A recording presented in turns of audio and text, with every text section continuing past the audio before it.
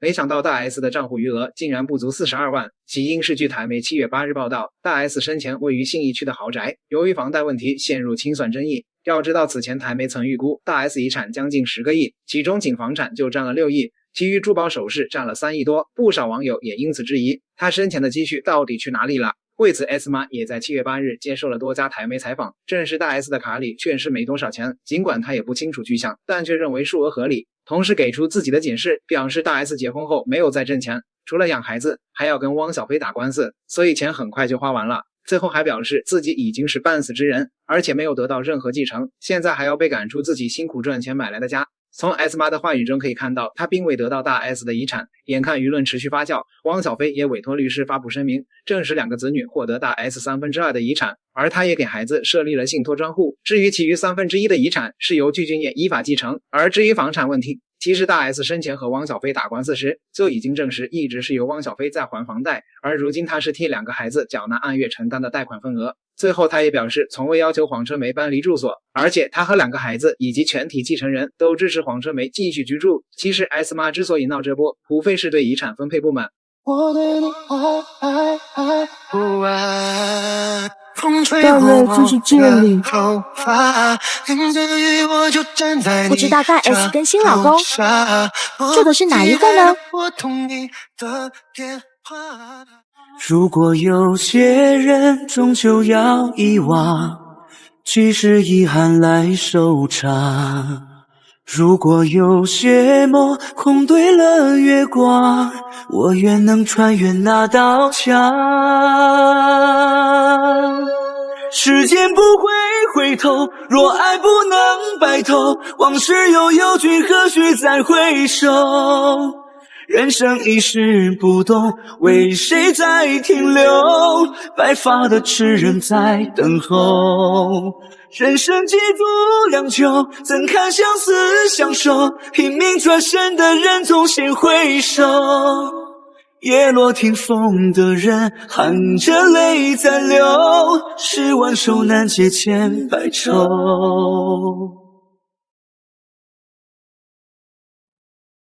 如果爱坠落，失去了方向，渴望有一双翅膀。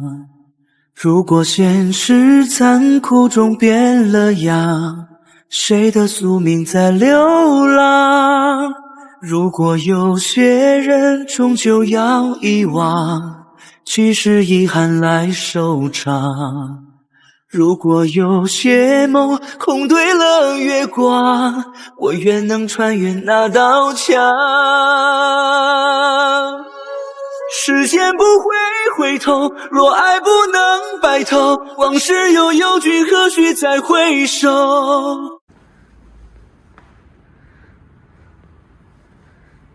客厅大面的落地窗，这边景观非常好，长条的阳台。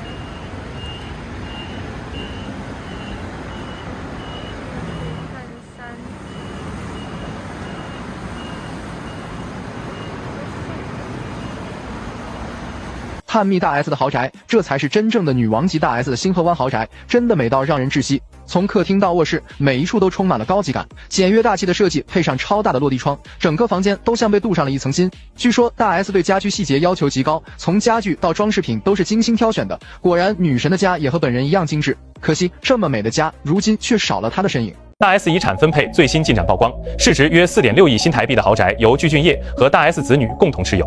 据台媒报道，大 S 生前居住的台北信义区豪宅已于7月22日过户到具俊晔及女儿和儿子名下，3人各持有1/3产权。由于大 S 儿女尚未成年，父亲汪小菲代为办理。这座超700平米的豪宅由大 S 和汪小菲10年前斥资3.62亿元新台币购入，折合人民币超7500万元。9年多来，包括头期款与房贷，累计已投入约2.6亿元新台币，仍有超1亿新台币的高额房贷未还清。据估算，该豪宅遗产税超过2000万元新台币，约合人民币460万元。这意味着继承人先掏钱交税才能完成继承。1年前，他还是全网心疼的痴情男人，1年后成了被质疑用亡妻生育立人设与继子继女争遗产的心机男。他就是大 S 的2婚丈夫，韩国的具俊晔。巨大反差让不少人疑惑，从光头欧巴到真产继父，中间到底发生了什么？大家好，我是钱百之。今天我们抛开情绪，尽量客观地捋一捋大 S 身后这场遗产风波。先简单回溯下三人的关系脉络。大 S 与汪小菲2010年相识仅20余天便闪婚，2011年办婚礼，婚后育有一女一子，这段婚姻维持了11年。2021年11月官宣离婚，后续因抚养费、台北豪宅、房贷等问题长期对簿公堂。而大 S 与具俊晔的缘分更早，1998年酷龙组合来台演出时，两人曾相恋，后因韩方经纪公司禁爱令被迫分手，断联20余年。2021年底，大 S 离婚后与具俊晔重新取得联系，2022年初两人远程登记结婚。这段跨世纪初恋复合的故事，当时被不少人视为真爱范本。具俊晔也以深情继父的形象入住大 S 台北豪宅。2025年2月，大 S 因病在日本离世后，具俊晔初期的一系列操作确实为他赢得了不少公众好感。他先是火速发中韩双语声明，说自己分文不取大 S 遗产，全让给 S 妈黄春梅，还承诺照顾2个孩子。之后更是在2026年1月去法院做公证，正式放弃法定继承份额，只留台北信义区豪宅的终身居住权。加上频繁被拍到在墓园击败大 S 的画面，全网夸她深情丈夫，徐家也多次公开肯定她。但2026年7月12日，台媒的一则爆料让剧情急转直下。具俊晔委托律师称，当初签放弃继承公证时，正处丧妻的极度悲痛中，对中文文书理解有限，签字非完全自愿，要求撤销公证，取回配偶法定的1/3继承份额，约合2.2亿新台币，折合人民币约4600多万。更受争议的是，他还想介入2个未成年子女的遗产管理，参与信托资产审批。目前双方将进入调解，原定7月庭审，延至8月底。随着事件发酵，不少此前被忽略的细节也被重新翻出。所谓墓园守墓，后被证实不过是带薪打卡。全网疯传的雨中跪拜，常常蹲在墓碑旁吃饭，全程有韩综摄制组跟拍，相关素材被用于纪录片和综艺特辑。大 S 离世1周年的雕像揭幕仪式，本该是闭门安静缅怀，却全程对外开放直播并售卖版权。当时他还特意翻出27年前大 S 送的旧大衣，打造怀旧浪漫人设，转头接雕像时，却随手用雨伞粗暴地挑开遮布，潦草敷衍的动作直接戳穿了刻意营造的温柔。整场直播从头到尾没人回顾大 S 的事业和作品，所有镜头全围着他转。大 S 的人生最后被压缩成了一个具俊晔妻子的标签。再说他的反悔理由，看不懂中文，悲痛不清醒，被诱导签字，让不少网友吐槽，一个在台湾生活了近4年的人，之前还能用中文跟大 S 家人沟通，怎么偏偏签放弃继承的时候就看不懂了。其实更深层的原因就是钱。大 S 在世时，他住大 S 的豪宅，吃穿用度全靠大 S 家底撑着，在台湾当 DJ 一个月也就赚3-5万人民币。大 S 走了，收入断绝，近60岁的人靠那点钱根本撑不起体面生活。还有一个隐蔽变量，他是韩国籍，如果永久放弃继承被韩国国税厅认定，可能1分钱没拿到，却要背巨额税单，税率最高50%，所以撤销公证拿回自己那份反而成了止损操作。这边具俊晔要争，那边汪小菲早已布好防线。7月8日，汪小菲通过律师声明，子女的2/3遗产已进入法院核准的信托专户，资金限定用于教育、医疗，所有支取必须经独立律师审核。信托财产独立，专款专用，监护权与财产管理权分离，3层隔离。具俊晔作为继父，非法定监护人，想动孩子们那份钱，基本没戏。